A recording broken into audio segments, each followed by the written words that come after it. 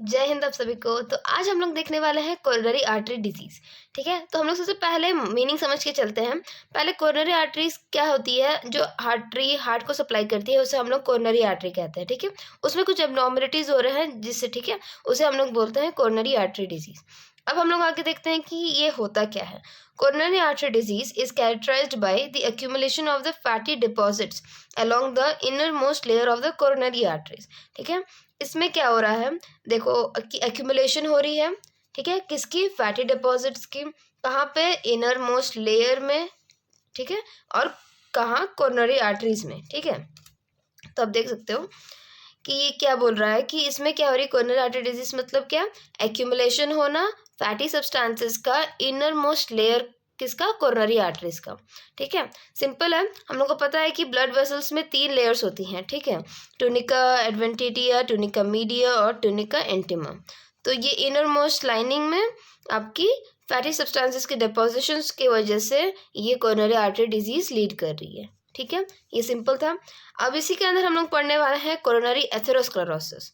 ठीक है, तो एथेरोस्क्लेरोसिस क्या है? तो atherosclerosis is an abnormal accumulation of the lipid और fatty substances and fibrous tissues in vessel wall और आर्टरीज। ठीक है, तो इसमें क्या है कि एबनॉर्मल एक्यूमुलेशन हो रहा है, स्पेसिफिकली किसका? लिपिड्स का, फैटी सब्सटेंसेस का, फाइब्रस टिश्यू का, कैल्शियम का भी हो सकता है। ठीक है, तो ये हो जाती है एथेरोस्क्लेरोसिस। अब आगे हम लोग देखते हैं क्या है। इन डिपॉजिट्स को हम लोग क्या बोलते हैं? एथेरोमास या प्लेग बोलते हैं। ये प्लेग्स या एथेरोमास क्या करती हैं? आपकी वेसल को नैरो कर देती है, ये ऑब्स्ट्रक्ट करती है। नैरो करेगी तो ऑब्स्ट्रक्शन होगा ब्लड फ्लो में, फिर वो क्या करेगी? रिड्यूस ब्लड फ्लो करेगी। कहाँ पे? मायोकार्डियम को। ठीक है, तो हम लोग फिर से एक बार देख लेते हैं एथेरोस्क्लेरोसिस क्या है। ये एक एबनॉर्मल एक्यूमुलेशन है, किसका? लिपिड्स का, फैटी सब्सटेंसेस का, फाइब्रस टिश्यूज का, कैल्शियम्स का। कहाँ पे? आर्टरीज में। ठीक है, इन डिपॉजिट्स को हम लोग फिर क्या बोलते हैं? एथेरोमास या प्लेग बोलते हैं। ये एथेरोमास या प्लेग क्या करती हैं? आपकी वेसल को नैरो कर देती है, ऑब्स्ट्रक्ट करती है और ब्लड फ्लो को रिड्यूस कर देती है। कहाँ तक? मायोकार्डियम तक। ठीक है, ये हो गई। आगे हम लोग देखते हैं the lining of the artery and the arteriole walls become thickened and hardened and lose elasticity. अब हम लोग की ये हो गई, नैरो हो गई, ऑब्स्ट्रक्ट हो गई। ठीक है, अब रिड्यूस ब्लड फ्लो हो रही है। ठीक, अब धीरे धीरे क्या होगा, आपकी जो आर्टरीज है वो अब थिकन हो जाएंगी। एक्यूमुलेशन हो रहा है ना फैटी सब्सटेंसेस का, तो आपकी इससे क्या हो जाएगी? थिकन हो जाएगी आपकी आर्टरीज, हार्डन हो जाएगी, और जो इसकी इलास्टिसिटी है वो लूज होते जाएगी। ठीक है, ये भी पॉइंट क्लियर है। आगे हम लोग देखते हैं एथेरोस्क्लेरोसिस क्या है। एक टाइप है आर्टेरियोस्क्लेरोसिस का। ठीक है, तो ये आर्टेरियोस्क्लेरोसिस होता क्या है? तो आर्टेरियोस्क्लेरोसिस क्या है? Hardening of the inner wall of arteries. Simply ये टर्म है, hardening of the inner wall of the arteries. ये किसी भी वजह से हो सकती है, चाहे वो फैट की हो या कोलेस्ट्रॉल की हो या कैल्शियम की डिपोजिशन से हो। ठीक है, तो ये आर्टेरियोस्क्लेरोसिस और एथेरोस्क्लेरोसिस में काफ़ी सारे कंफ्यूज होते हैं। मैं भी काफ़ी कंफ्यूज होती थी। बट ये आर्टेरियोस्क्लेरोसिस क्या है?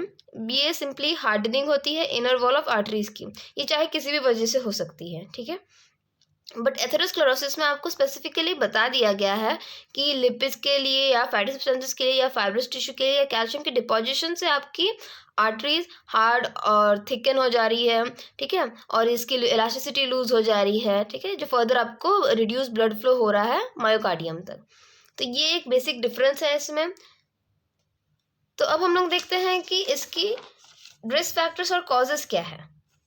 तो रिस्क फैक्टर्स और कॉजेस में हम लोग देखेंगे एक पहला मॉडिफाइबल रिस्क फैक्टर्स, फिर हम लोग देखेंगे नॉन मॉडिफाइबल रिस्क फैक्टर्स। तो मॉडिफाइबल रिस्क फैक्टर्स में आप लोग देख सकते हो कि हाई ब्लड कोलेस्ट्रॉल लेवल्स, जिसको हम लोग हाइपरलिपिडेमिया बोलते हैं, जिसकी नॉर्मल वैल्यू हो जाती है लेस देन 100 mg/dl। ठीक है, कोलेस्ट्रॉल लेवल्स अगर 240 mg/dl से ऊपर है तो ये रिस्क हो जाता है फिर CAD के लिए, कोरोनरी आर्टरी डिजीज के लिए। फिर हम लोग cigarette smoking, tobacco use, hypertension, diabetes mellitus, physical inactivity और ओबेसिटी। ठीक है, तो ये कुछ हो गई मॉडिफाइबल रिस्क फैक्टर्स। आप अपने कोलेस्ट्रॉल लेवल्स को मैनेज कर सकते हो डाइट, सही डाइट से। ठीक है, सिगरेट स्मोकिंग, टोबैको यूज़, ये सबको सेसेशन इन सब की सेसेशन करके आप इन्हें कंट्रोल कर सकते हो। हाइपरटेंशन को अपनी डाइट से, अपने लाइफस्टाइल से कंट्रोल कर सकते हो। देन डायबिटीज़ मेलाइटिस को भी अपनी लाइफस्टाइल डाइट पैटर्न से आप कंट्रोल कर सकते हो। फिजिकल इनएक्टिविटी है तो आप फिजिकल एक्टिविटी करके इसे ठीक कर सकते हो। देन ओबेसिटी, आप अपनी फिट डाइट से, लाइफस्टाइल से आप इसे मॉडिफाई कर सकते हो।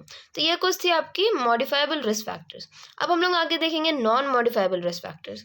तो इसमें क्या है, family history of coronary heart disease. अगर फैमिली में किसी को सीएडी है तो चांसेस है कि किसी आपको या सामने वाले जनरेशन को हो, ठीक है। और ज़रूरी नहीं है कि ये हो ही, ठीक है। फिर इंक्रीजिंग एज, जेंडर, रेस। तो ये थे आपके नॉन मॉडिफाइबल रिस्क फैक्टर्स।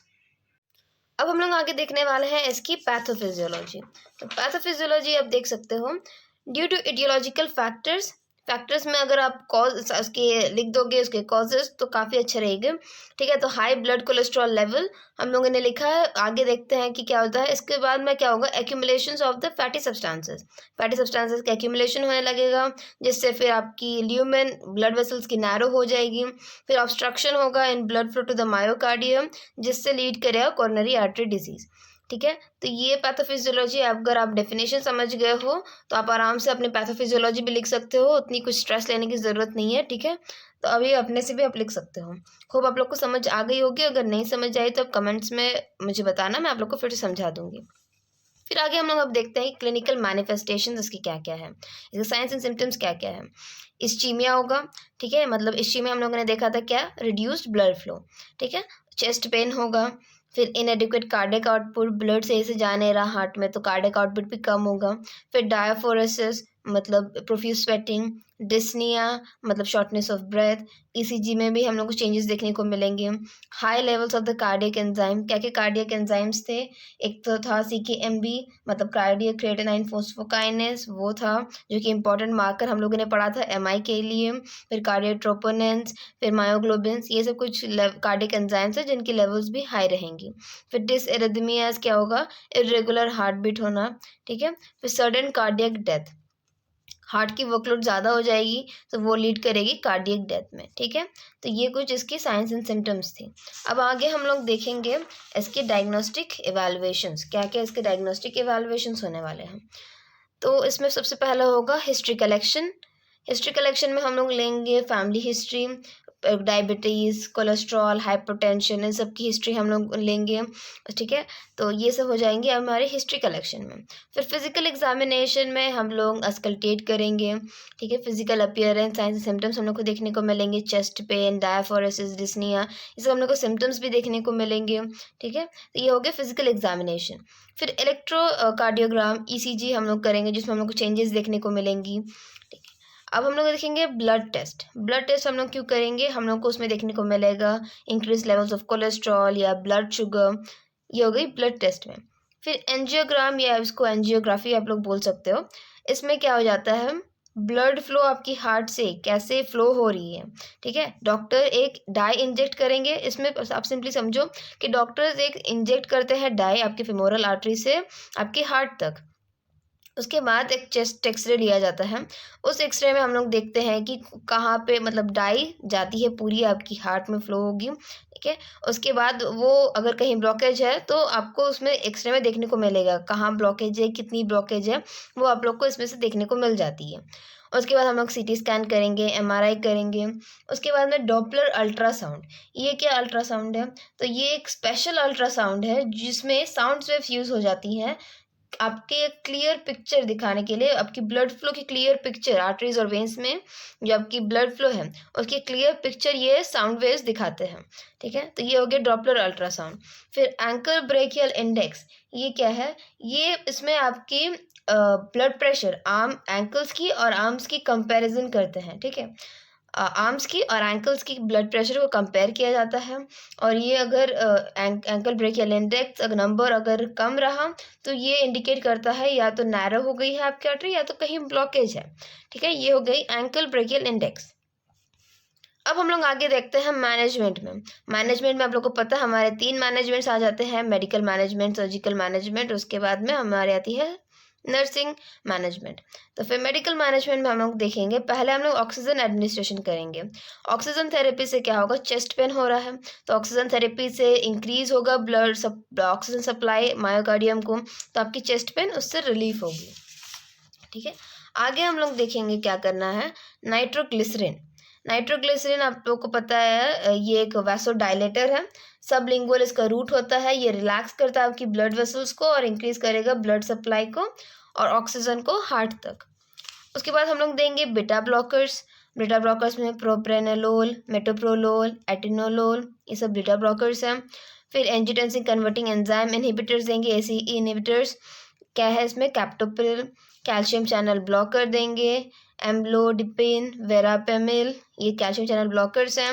फिर एंटी प्लेटलेट और एंटी कोगुलेंट मेडिकेशंस देंगे, एस्पिरिन, हेपेरिन, ये कोगुलेशंस और प्लेटलेट्स की एग्रीगेशंस को ये कम करता है। देन कोलेस्ट्रॉल लोअरिंग एजेंट्स देंगे, स्टैटिन्स।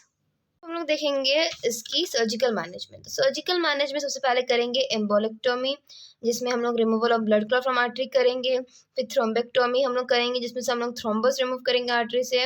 और एंड आर्टरेक्टोमी में हम लोग करेंगे removal of atherosclerotic plague from the artery. तो तीनों सेम लग रही है ना, बट तीनों में डिफरेंस है। ये एम्बोलेक्टोमी है, मतलब एम्बोलस को रिमूव किया जा रहा है। आपके थ्रोम्बस का ओरिजिन कहीं था, फिर वो टूट के कहीं और दूसरे लोकेशन में चल गया, मतलब एम्बोलस था, उसको रिमूव किया जा रहा है एम्बोलेक्टोमी में। और थ्रोम्बेक्टोमी में क्या है, थ्रोम्बस जहाँ पे ब्लड क्लॉट ओरिजिन है उसे रिमूव किया जा रहा है। और एंडायरेक्टोमी में इसमें एथेरोस्क्लेरोटिक प्लेग्स मतलब फैटी सब्सटेंस की जो डिपोजिशन हो गई है उसे इसमें रिमूव किया जाता है। ठीक है, उसके बाद में हम लोग देखेंगे एथेरेक्टोमी। एथेरेक्टोमी क्या है, इसमें क्या हो जाता है, ये एक प्रोसीजर है जिसमें एक हाई स्पीड ड्रिल और टिप ऑफ द कैथेटर में एक हाई स्पीड ड्रिल दिया जाता है, जिससे वो शेव करती है, जो प्लेग जो बिल्डअप हो गई है उसे वो शेव करती है। मैं इमेजेस डाल दूंगी, आप लोग देखना, आप लोग को समझ में आ जाएगा। ठीक है, अगर फिर भी नहीं समझ आया तो आप लोग मुझे पूछना, मैं आप लोग को बता दूंगी। ठीक है, तो ये हो जाती है एथेरेक्टोमी। उसके बाद में हम लोग देखेंगे कोरोनरी एंजियोप्लास्टी। एंजियोप्लास्टी में क्या होता है, एक कैथेटर के टिप में एक बलून अटैच रहता है। ये कैथेटर आपकी ब्लॉकेज जहाँ है आर्टरीज में वहाँ पे जाती है, फिर बलून को जो डिफ्लेट है उसको इन्फ्लेट किया जाता है और प्लेग को हटा दिया जाता है, पूरी वो फ्लैटन हो जाती है आर्टेरियल लाइनिंग में। ठीक है, और इससे कोरोनरी आर्टरीज आपकी पूरी वाइड हो जाती है। तो ये हो गया कोरोनरी एंजियोप्लास्टी। फिर कोरोनरी स्टेंट करते हैं। तो स्टेंट क्या है, एक आर्टिफिशियल सपोर्ट डिवाइस होती है जिसे हम लोग कोरोनरी आर्टरीज में लगाते हैं, ताकि सीएडी के बाद में हम लोग इसे लगाते हैं ताकि जो अभी नैरो आर्टरी वाइडन हुई है वो फिर से नैरो ना हो जाए करके, ये एक सपोर्टिंग डिवाइस हम लोग, आर्टिफिशियल सपोर्टिंग डिवाइस हम लोग प्लेस करते हैं कोरोनरी आर्टरीज में। तो ये कैसे हो जाता है, स्टेंट को जो बलून टिप कैथेटर है उसमें लगाया जाता है, इंसर्ट किया जाता है और उस स्टेंट को सही से पोजीशन किया जाता है पहले कोरोनरी आर्टरीज में जहाँ पे अभी आपकी सर्जरी हुई है। ठीक है, उसके बाद में बलून को फिर से इन्फ्लेट किया जाता है और एक स्टेंट को अच्छे से एक्सपैंड कर दिया जाता है कोरोनरी आर्टरीज में। और फिर उसके बाद क्या हो जाता है, बलून जो इन्फ्लेट है उसे डिफ्लेट करके उसको रिमूव कर दिया जाता है और स्टेंट को वहीं पे रहने दिया जाता है ताकि वो कोरोनरी आर्टरीज को पूरी ओपन करके रखें। ठीक है, तो ये हो जाती है आपकी कोरोनरी स्टेंट। आप लोग टेंशन नहीं लो, मैं आप लोग के इमेजेस डाल दूंगी, आप लोग को क्लियरली समझ में आ जाएगा। फिर क्या है, कोरोनरी आर्टरी बाईपास सर्जरी। तो ये कोरोनरी आर्टरी बाईपास सर्जरी में ग्राफ्टिंग होती है आपके लिम्स से या आर्म से या चेस्ट से वेन्स लेके आपकी ग्राफ्टिंग होती है। तो ये ग्राफ्टिंग कैसे होती है, ये क्या करेंगे कि आपकी जो ब्लॉकेज है, जहाँ ब्लॉकेज है उसके नीचे इस आर्टरी को या वेन को जोड़ा जाता है, उसको डायरेक्ट अरोटा से उसे जोड़ दिया जाता है ताकि एक डायरेक्ट कनेक्शन बन जाए ब्लड फ्लो का, एक नया पाथवे इससे क्रिएट किया जाता है। ठीक है, तो इसकी भी मैं इमेजेस आप लोग को डाल दूंगी। अब आगे हम लोग देखेंगे नर्सिंग मैनेजमेंट। तो नर्सिंग मैनेजमेंट में हम लोग हेल्थ एजुकेशन देंगे पेशेंट को कि वो अवॉइड करे स्मोकिंग, फिर कंज्यूम करना क्या, हेल्दी डाइट जो कि लो हो कोलेस्ट्रॉल में और फैट्स में। ठीक है, तो ये हो जाती है आपकी हेल्थ एजुकेशन। और फिर क्या करना आगे, प्रैक्टिस करना फिजिकल एक्सरसाइजेस। ठीक है, तो ये तीनों हो जाती है आपकी हेल्थ एजुकेशन। तो ये थी आज की हमारी टॉपिक कोरोनरी आर्टरी डिजीज़, जिसमें हम लोगों ने आगे पढ़ा कोरोनरी एथेरोस्क्लेरोसिस। होप आप लोग को समझ में आ गई होगी। अगर कुछ भी डाउट है, कुछ भी कहीं भी डाउट आया, कहीं नहीं समझ में आया, तो आप लोग मुझसे कमेंट सेक्शन में बता देना, मैं आप लोग को वापस से फिर से समझा दूँगी।